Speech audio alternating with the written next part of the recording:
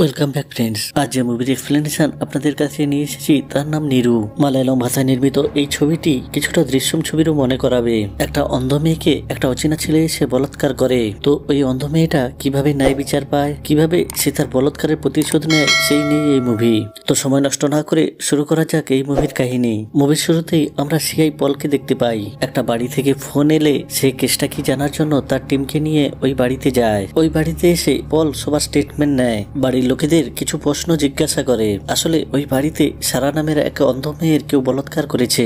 এরপর সারাকে একটা হাসপাতালে নিয়ে যাওয়া হয়। ডক্টর সারার চেক করে বলে সারার সাথে বলাৎকার তো হয়েছে, কিন্তু যে বলাৎকার করেছে সে প্রোটেকশন ইউজ করেছিল, এই জন্য সারার শরীরের মধ্যে কোনো সীমান পাওয়া যায়নি। আর সারার শরীরে কোনো ক্ষতবিক্ষতের চিহ্নও পাওয়া যায়নি, যেটা থেকে ওই বলাৎকারী সম্পর্কে জানা যেত।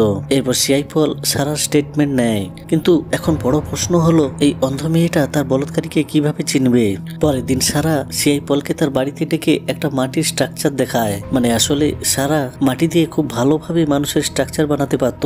যখন ওই বলাৎকারী সারার সাথে বলাৎকার করছিল তখন সেই বলাৎকারীর চেহারায় হাত বুলিয়ে সে ওই চেহারাটা ভালোভাবে মনে রেখেছিল, আর সেটা মনে করেই সে ওই ছেলেটার স্ট্রাকচার বানিয়েছিল।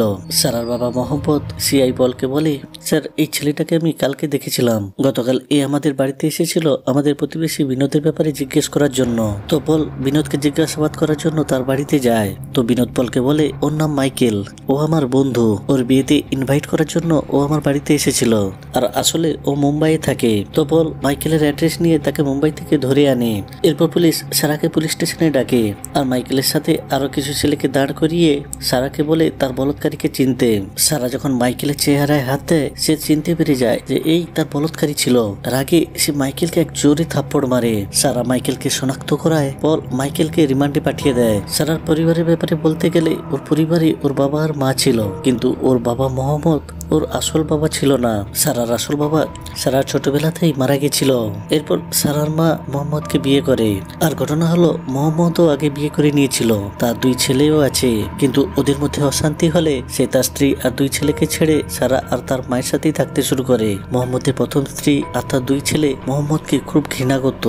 এদিকে মাইকেল যখন জেলে থাকে তার সাথে দেখা করার জন্য তার বাবা ক্রিস্টোফার আসে, যে মুম্বাইয়ের একজন বড় ব্যবসায়ী। আর ঘটনা হলো কিছুদিন পরেই মাইকেলের সাথে এক মিনিস্টারের মেয়ের বিয়ে হবার কথা ছিল, কিন্তু মাইকেলের এই কর্মে তার বাবা ক্রিস্টোফারও খুব রেগে যায়। সে তার ছেলেকে খুব গালি দেয়। তখন মাইকেলের মা মাইকেলের বাবাকে বলে, তুমি যে করেই হোক আমার ছেলেকে বের করে আনো, যত টাকা লাগে তুমি খরচ করো, কিন্তু তুমি তাড়াতাড়ি আমার ছেলেকে জেল থেকে বের করে আনো। তো ক্রিস্টোফার রাজশেখর নামের এক বড় লয়ারের সাথে দেখা করে, আর তাকে তার ছেলের কেসটা লড়তে রিকোয়েস্ট করে।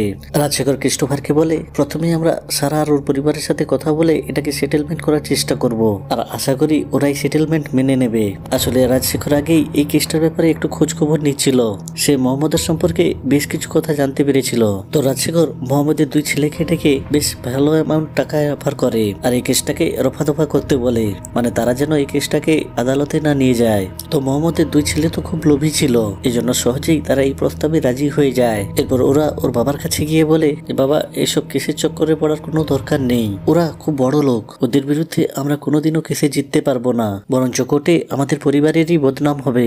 তার থেকে ওরা বেশ ভালো অ্যামাউন্ট অফার করছে, ওই টাকা দিয়ে আপনি সারার বিয়েও দিতে পারবেন। কিন্তু মোহাম্মদ ওদের কোনো প্রস্তাবেই রাজি হয়নি, উল্টে ওদেরকে মেরে গালি দিয়ে ওদের ঘর থেকে বের করে দেয়। তো মোহাম্মদের দুই ছেলে মিডিয়ার সামনে এসে মোহাম্মদের নামে উল্টোপাল্টা কথা বলে, যে মোহাম্মদ তার মায়ের উপর খুব অত্যাচার করত আর তাদেরকে অন্যায়ভাবে ঘর থেকে বের করে দিয়েছে। কিছুদিন পর সারার কেস আদালতে ওঠে। রাজশেখর জজ সাহেবকে বলে, জজ সাহেব এই কেসে মাইকেলের বিরুদ্ধে এমন কিছু প্রমাণ নেই যাতে মাইকেলকে দোষী প্রমাণ করা যায়। হ্যাঁ এটা ঠিক যে সারা একটা স্ট্রাকচার বানিয়েছে, আর এই স্ট্রাকচারের চেহারার সাথে মাইকেলের চেহারার অনেক মিল আছে, কিন্তু এটাতে প্রমাণ হয় না যে মাইকেলই এই কাজটা করেছে।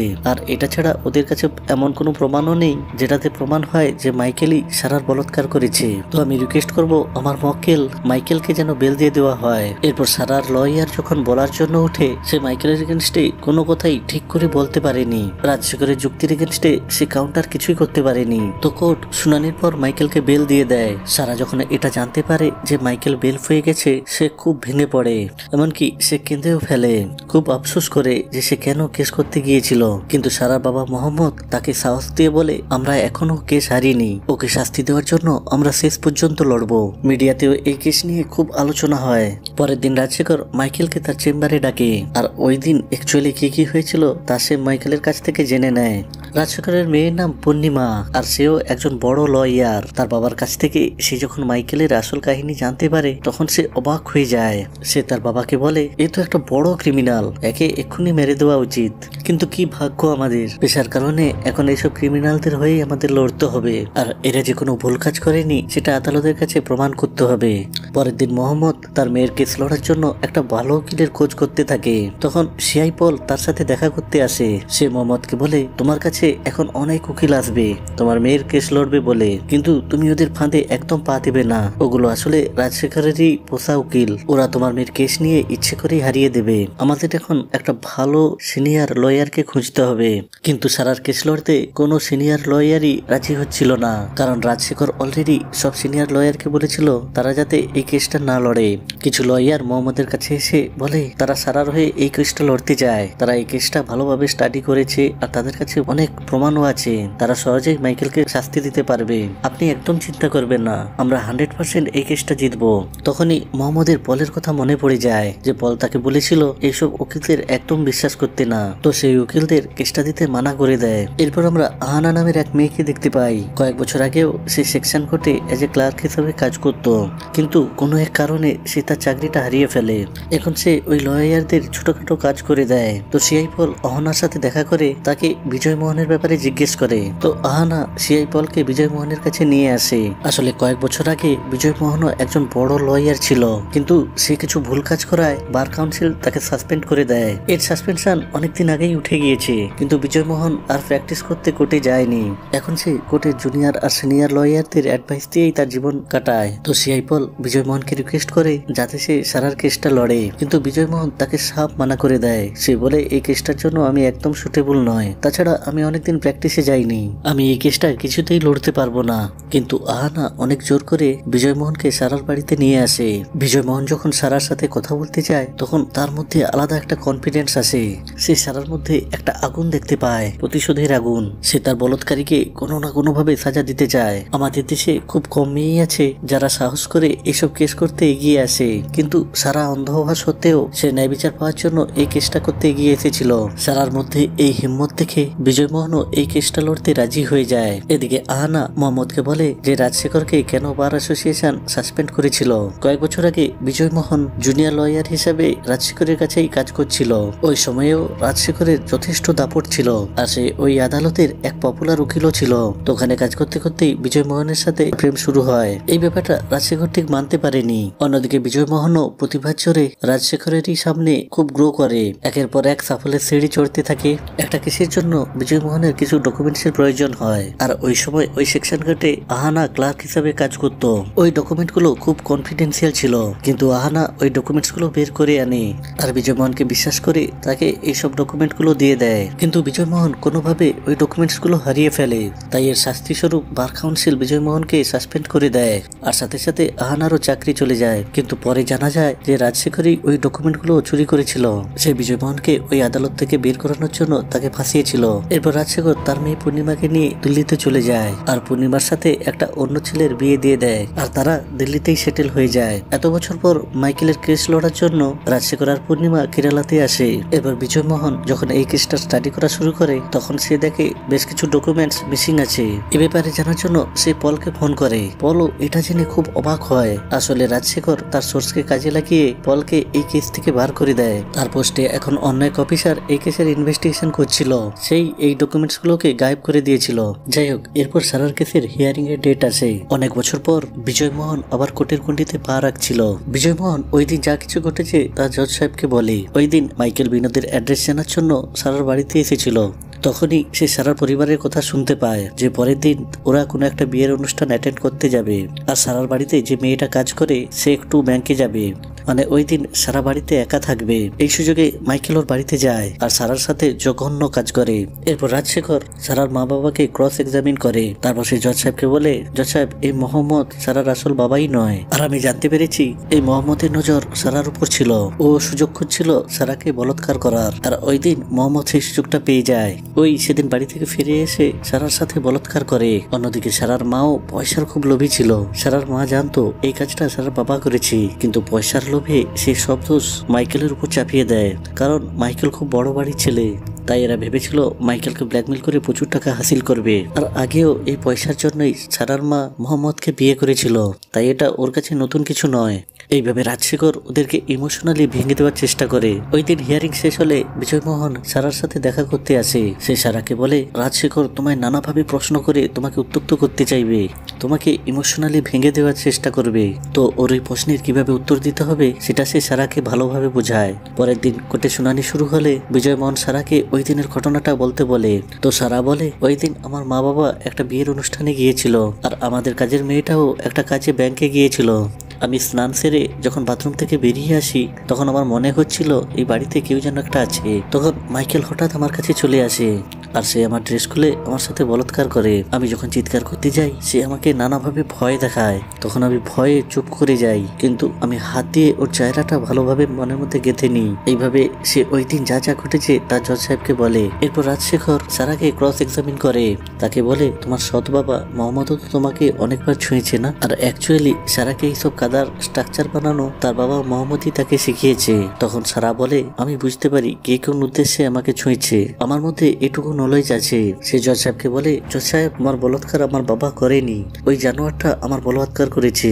ওর চেহারা আমার মনের মধ্যে গেঁথে আছে, আর ওর কণ্ঠস্বরও আমি শনাক্তকরণ করতে পারবো। এইভাবে সে জজ সাহেবকে নির্ভয়ে কথা বলে। তখন রাজশেখর বলে, কোনো মেয়ের পক্ষে কোর্টে এসে এইভাবে নির্ভীকভাবে কথা বলা অসম্ভব, কিন্তু সারা যেভাবে কথাগুলো বলছে ওর মনে কোনো ভয় ডর নেই, মানে এগুলো যথেষ্ট প্র্যাকটিস করে এসেছে। মাইকেলকে ফাঁসানোর জন্য এর ফ্যামিলি অনেকদিন ধরেই এটা প্ল্যানিং করছে। তখন বিজয়মোহন দাঁড়িয়ে বলে, সব মেয়ের মধ্যে এই গাছটা থাকে না যে আদালতে এসে তার সাথে যা যা ঘটেছে সব বলবে, কিন্তু সারা একজন নির্ভীক মেয়ে, সে শুধু ন্যায় বিচার চায়। পরের দিন শুনানিতে বিজয়মোহন বিনোদকে কাঠগোড়ায় ডাকে। এখন বিনোদ মাইকেলের বন্ধু হওয়ার জন্য সে মাইকেলের পক্ষেই কথা বলে যে ওই দিন মাইকেল আমার সাথে দেখা করে আমাকে ওর বিয়ের আমন্ত্রণ জানিয়ে সকাল সকালই বেরিয়ে গিয়েছিল। এরপর মিডিয়া চ্যানেলগুলোকেও রাজশেখর কিনে নেয়, এই জন্য তারা মাইকেলের হয়েই বলতে থাকে। তখন আহানা সোশ্যাল মিডিয়ার আশ্রয় নেয়। সারার সাথে যা কিছু হয়েছে সে সেটা সোশ্যাল মিডিয়ায় প্রচার করে। তো আহানার পোস্ট আর রিলস গুলো খুব ভাইরাল হয়, পাবলিক সবাই সারার পক্ষেই থাকে।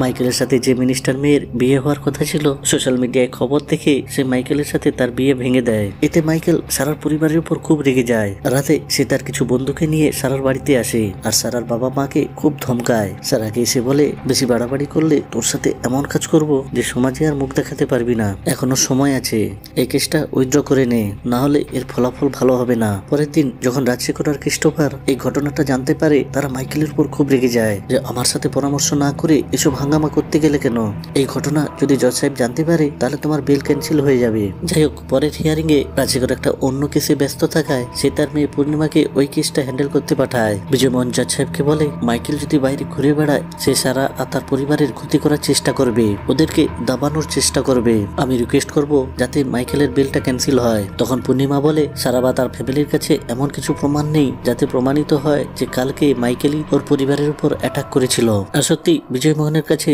ওর সপক্ষে কোনো প্রমাণ ছিল না, না ওখানে কোনো সিসিটিভি ফুটেজ ছিল, না কেউ ওদেরকে দেখেছে। কিন্তু তবুও জজ সাহেব সব দিক বিবেচনা করে পুলিশকে অর্ডার দেয় তারা যাতে সারার ফ্যামিলিকে প্রোটেকশন দেয়। এরপর বিজয়মোহন আর পূর্ণিমা কয়েকজন সাক্ষীকে ডেকে তাদেরকে ক্রস এক্সামিন করে। আর ঘটনা হলো, মাইকেল যে সারার সাথে বলাৎকার করেছে তার কোনো প্রমাণই ছিল না, মানে ওই ঘরে না পাওয়া গেছে মাইকেলের ফিঙ্গারপ্রিন্ট আর না পাওয়া গেছে সারার দেহে মাইকেলের কোনো সীমান। এরপর পূর্ণিমা বলে যে মাইকেল ওই দিন ওই গ্রামে ছিলই না, সে তো ওই সময় ওর বন্ধুদের সাথে দেখা করার জন্য একটা রিসোর্টে যায়, এরপর ওরা একটা হোটেলে যায় খাবার খাওয়ার জন্য। এইভাবে মাইকেলের লোকেশনের সব তথ্য জজ সাহেবের কাছে পেশ করে। হিয়ারিং শেষ হলে বিজয়মোহন ওই সব লোকেশন গুলো চেক করে, কিন্তু কিন্তু অদ্ভুতভাবে এই সবগুলো ম্যাচ করে যায়। মানে পূর্ণিমা জজ সাহেবকে যা যা বলেছে সবকিছুই সত্যি বলে মনে হয়। ক্রস চেক করার জন্য আহানা ওই রিসোর্টে গিয়ে ওই দিনের সিসিটিভি ফুটেজ চায়, কিন্তু ওরা বাহানা দিয়ে বলে যে ওখানকার ক্যামেরা খারাপ হয়ে গেছে আর ওই দিনের সিসিটিভি ফুটেজটা আর নেই। এরপর আহানা ওই রেস্টুরেন্টে গিয়ে ওই দিনের সিসিটিভি ফুটেজটা কালেক্ট করে। বিজয় মোহন ওই ফুটেজটা চেক করলে দেখে যে মাইকেল সত্যি ওই দিন তার কিছু বন্ধুকে নিয়ে ওই রেস্টুরেন্টে গিয়েছিল। এটা দেখে বিজয় মোহনও অবাক হয়ে যায় যে এটা কি করে সম্ভব। আসলে এসবই রাজ সরকারের প্ল্যান ছিল, আর সে জেনে শুনেই আগের হিয়ারিং এ এই ভিডিও ফুটেজগুলো সাবমিট করেনি, কারণ সে জানতো বিজয় মোহন মাইকেলের মোবাইল লোকেশনগুলো পাওয়ার পর ও ওই রিসোর্ট বা রেস্টুরেন্টে গিয়ে ওর ভিডিও ফুটেজগুলো কালেক্ট করার চেষ্টা করবে। তো বিজয় মোহন খুব আফসোস করতে থাকে যে সে রাজ সরকারের ফাঁদে এত সহজে পা দিয়ে দিল। কিন্তু আহানা বিজয় মোহনকে ভরসা দিয়ে বলে, আমার মনে হয় কোথাও না কোথাও ভুল হচ্ছে। সারার বয়ান যদি ঠিক হয় তাহলে ওই সময় মাইকেল কোনোভাবে ওই রিসোর্টে থাকতে পারবে না। আপনি ওই ফুটেজগুলো আরেকবার ভালোভাবে পরীক্ষা করুন। তো বিজয় মোহন ওই ফুটেজগুলোকে ভালোভাবে পরীক্ষা করলে সে বুঝতে পারে যে এই ফুটেজগুলো আসল নয়, এগুলো এডিটিং করা। পরের দিন বিজয় মোহন সিআই পলকে নিয়ে ওই রেস্টুরেন্টে যায় আর তার মালিককে ধমকিয়ে বলে, ওই দিনের আসল ফুটেজটা দাও, না হলে তোমার এগেনস্টে কেস করব আর তোমার 7 বছর জেল হওয়া থেকে কেউ আটকাতে পারবে না। আইনের সাথে খেলার কি পরিণতি হতে পারে সেটা ভালোভাবেই বুঝবে। তো ওই ম্যানেজার ভয়ে ওই দিনের আসল ফুটেজটা বিজয় মোহনকে দিয়ে দেয়। বিজয় মোহন এই ফুটেজটা কোর্টে পেশ করে আর সে প্রমাণ করে দেয় যে আগের দিনের ফুটেজটা নকল ছিল। এরপর বিজয় মোহন আরেকটা ফুটেজ দেখায় যেখানে দেখা যায় রাজশেখর ওই হোটেলের ম্যানেজারের সাথে ওই দিনের ভিডিও ফুটেজে মাইকেলকে অ্যাড করছিল। এই ভিডিও ফুটেজটা দেখে রাজশেখরও চমকে যায়। ভরা কোর্টে তার খুব অসম্মান হয়। কোর্ট তার এগেনস্টে একটা কমিটিও বসায়। এটা দেখে আহানা খুব খুশি হয়, কারণ কয়েক বছর আগে তার আর বিজয় মোহনের সাথে একই ঘটনা ঘটেছিল। রাজশেখরের এই কুকর্মের কথা সোশ্যাল মিডিয়ায়ও ছড়িয়ে পড়ে। পাবলিকও রাজশেখরকে উল্টোপাল্টা বলতে থাকে। পরের দিন কেসের শুনানিতে পূর্ণিমা বলে, জজ সাহেব আমি মানছি ওই ফুটেজটা নকল ছিল, এডিট করা হয়েছিল, কিন্তু মাইকেলের ফোনের লোকেশন তো ভুল হবে না। এইভাবে ওই দিন মাইকেলের ফোনের লোকেশন যেখানে যেখানে পাওয়া গেছিল সেটা জজ সাহেবকে দেখায়। তো বিজয় মোহন ও জজ সাহেবকে বলে যে এইসব ফুটেজে শুধু মাইকেলের গাড়ি দেখা যাচ্ছে, কিন্তু গাড়ি কে চালাচ্ছে সেটা তো দেখা যাচ্ছে না। এই বলে বিজয় মোহন মাইকেলের গাড়ির ড্রাইভারকে কাঠগড়ায় ডাকে। তো এই ড্রাইভারও মাইকেলের পক্ষেই তার বয়ান দেয় যে ওই দিন আমি ছুটিতে ছিলাম, তো গাড়ি ওই দিন মাইকেল স্যারই চালাচ্ছিল। যাই হোক, এরপর ওই দিনের হিয়ারিং শেষ হয়ে যায়। বিজয় মোহন মোহাম্মদ আর আহানাকে বলে, আমরা যদি কোর্টে কোনোভাবে প্রমাণ করতে পারি যে ওই দিন মাইকেলের ড্রাইভারই গাড়ি চালাচ্ছিল তাহলে আমরা এই কেসটা জিতে যাব। বাড়িতে এসে বিজয় মোহন ওই সিসিটিভি ফুটেজগুলো বিভিন্ন অ্যাঙ্গেল থেকে চেক করতে থাকে। মানে যেখানে যেখানে মাইকেলের গাড়ি দেখা যাচ্ছিল সব ফুটেজগুলোকে ভালোভাবে বিভিন্ন অ্যাঙ্গেলে চেক করছিল। ফাইনালি একটা ফুটেজে বিজয় মোহন দেখতে পায় যে মাইকেলের গাড়ি যখন কোথাও যাচ্ছিল তখন তার পাশ দিয়ে আর একটা সাদা গাড়ি যাচ্ছিল, আর ওই গাড়িতে একটা ক্যামেরা ছিল। তো বিজয় মোহন অনেক কষ্টে ওই গাড়ির ফুটেজটাও কালেক্ট করে নেয়। পরের দিন শুনানিতে পূর্ণিমা মাইকেলের সব বন্ধুকে কাঠগড়ায় ডাকে আর তাদেরকে ওই দিনের ব্যাপারে জিজ্ঞেস করে। তো সবাই মাইকেলের সপক্ষেই বয়ান দেয় যে ওই দিন মাইকেল আমাদের সাথেই ছিল। প্রথমে আমরা একটা রিসোর্টে গিয়েছিলাম, তারপর খাবার খাওয়ার জন্য একটা রেস্টুরেন্টেও গিয়েছিলাম। এরপর বিজয় মোহন জজ সাহেবকে একটা ফুটেজ দেখায়, মানে ওই সাদা গাড়িটার ক্যামেরার ফুটেজ। আর ওই ফুটেজে স্পষ্ট দেখা যায় যে গাড়ি মাইকেলের ড্রাইভারই চালাচ্ছিল। এরপর বিজয় মোহন জজ সাহেবকে কিছুদিন আগের একটা ঘটনার কথা উল্লেখ করে। কিছুদিন আগেও মাইকেলের এগেনস্টে একটা বলাৎকারের কেস ফাইল করা হয়েছিল, কিন্তু কোনো স্ট্রং প্রমাণ না থাকায় ওই কেসটা ক্লোজ করে দেওয়া হয়েছিল। এটা জেনে রাজশেখরও খুব অবাক হয়ে যায় যে তাকে এই ব্যাপারে মাইকেল কোনোদিন কিছু বলেনি। এরপর বিজয় মোহন ওই দিন কি হয়েছে তার একটা সারাংশ করে জজ সাহেবকে শোনায়। ওই দিন মাইকেল বিনোদকে খুঁজতে খুঁজতে সারার বাড়িতে চলে যায়। সারার পরিবারের লোকেরা যে কথাগুলো বলছিল মাইকেল তা সব শুনে নেয়। তো সে জানতে পারে পরের দিন সারা তার বাড়িতে একা থাকবে। জেনে বুঝেই সে ওই দিন বিনোদের বাড়িতে থেকে যায়। ওই রাতেই মাইকেল তার ড্রাইভারকে ফোন করে আরেকটা গাড়ি নিয়ে এখানে আসতে বলে। পরের দিন সকালে মাইকেলের ড্রাইভার এলে মাইকেল তাকে তার গাড়ির চাবি আর তার ফোন দিয়ে এই শহরে ঘুরতে বলে। তো মাইকেলের ড্রাইভার তার গাড়ি আর ফোন নিয়ে প্রথমে একটা রিসোর্টে যায় আর তারপর একটা রেস্টুরেন্টে যায়। এদিকে মাইকেল সারার ঘরের পিছন থেকে সারার ঘরের ভিতরে ঢুকে যায়। এরপর সে সারাকে একা পেয়ে তার সাথে বলাৎকার করে, কিন্তু সারা ওই সময়েও তার মাথা স্থির রেখে সে মাইকেলের চেহারাটা তার মনের মধ্যে গেঁথে ফেলে। তখন পূর্ণিমা বলে ওঠে যে এইসব মুভির কাহিনীতেই শোনা যায়, বাস্তবে এগুলো আদৌ সম্ভব নয়। একটা অন্ধ মেয়ে একজনের চেহারায় হাত বুলিয়ে সে তার স্ট্রাকচার বানিয়ে ফেলবে, এটা আমি কিছুতেই বিশ্বাস করি না। তাছাড়া মোহাম্মদও এই ধরনের স্ট্রাকচার বানাতে জানতো, হয়তো সে জেনে শুনেই মাইকেলের স্ট্রাকচারটা বানিয়েছে যাতে সে মাইকেলের ফ্যামিলি থেকে কিছু টাকা হাসিল করতে পারে। তো জজ সাহেব বলে যে এরপরে হিয়ারিংটাই লাস্ট হিয়ারিং, ওই হিয়ারিং এই আমি আমার ফেসলা শোনাবো। তো দেখতে দেখতে ফাইনাল হিয়ারিং এর দিন চলে আসে। বিজয় মোহন জজ সাহেবকে রিকোয়েস্ট করে যাতে সারা একটা লাইভ ডেমো দেখাতে পারে যে কি করে সে একজন একজনকার চেহারা এমন নিখুঁতভাবে বানাতে পারে। তো এটা দেখার জন্য জজ সাহেব সারার কাছে রাজশেখরকে পাঠায়। সারা যখন রাজশেখরের চেহারায় ছুতে যায় তো রাজশেখর তার কথা দিয়ে সারাকে নানাভাবে ডাইভার্ট করার চেষ্টা করে, তার মনকে বিচলিত করার চেষ্টা করে, তার সামনে নানা রকম নোংরা নোংরা কথা বলতে থাকে। সারা মনে খুব দুঃখ পায়, কিন্তু সে আবার তার কাজে ফোকাস করে। তো ফাইনালি সে রাজশেখরের স্ট্রাকচার বানিয়েই ফেলে। আর এটা দেখে কোর্টের সবাই অবাক হয়ে যায়। কোর্ট মাইকেলকে যাবজ্জীবন কারাদণ্ডের সাজা দেয়। পূর্ণিমা বিজয় মোহনের কাছে এসে তাকে কংগ্রেটস জানায়। রাজশেখর মিডিয়ার কাছে এসে বলে যে তারা উপরের কোর্টে যাবে, এই রায় তারা মানবে না। এরপর সারা বিজয় মোহনের কাছে আসে আর তার চেহারায় হাত ফুলিয়ে তাকে ধন্যবাদ জানায়। এরপর সে তার চেহারার মাস্কটা সরিয়ে খুব প্রাউড ভাবেই কোর্ট থেকে বের হয়ে পাবলিকের সামনে আসে। আর এই মুভি এখানেই শেষ হয়।